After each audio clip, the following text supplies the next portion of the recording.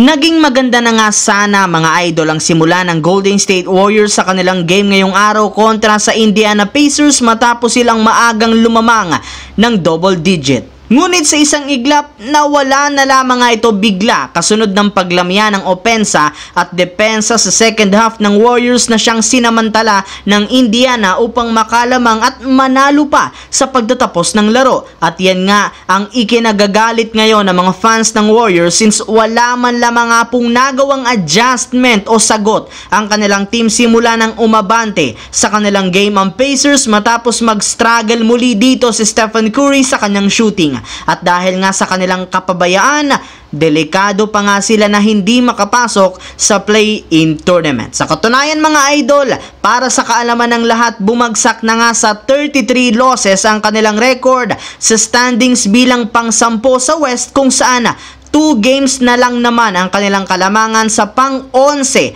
na Houston Rockets na merong kasalukuyang mainit na 7-game winning streak. Kaya kung sakali man nga pong magpatuloy pa ang pagkatalo ng Warriors at magsunod-sunod ang panalo ng Rockets, hindi malabo na maagang malaglag at hindi pa makapasok kung sakali man sa play-in tournament si Stephen Curry. Samantala, kahit man nga po ilang beses nang tinanggihan ng Los Angeles Lakers si Dwight Howard, patuloy pa rin naman nga nitong pinipilit ang kanyang kupunan na kunsya. Sa katunayan, nag-post pa nga ito sa kanyang social media account ng ilang mga highlights niya noong naglalaro pa siya sa Lakers at nilagyan pa niya ito ng caption na orasan na nangangahulugan kailangan na nga po siyang kunin at bigyan ng kontrata ni Rob Pelinka sa lalong madaling panahon. Kaya marami nga po ang nagtatanong, bakit nga ba nagmamadali ito sa pagbabalik niya sa Lakers? Bale, ayon nga po sa ibinulgar mismo ni Howard, sinabi nga niya na hindi nga daw totoo ang lumabas na balita ng mga nagdaang linggo na pumirma na siya ng kontrata sa isang professional team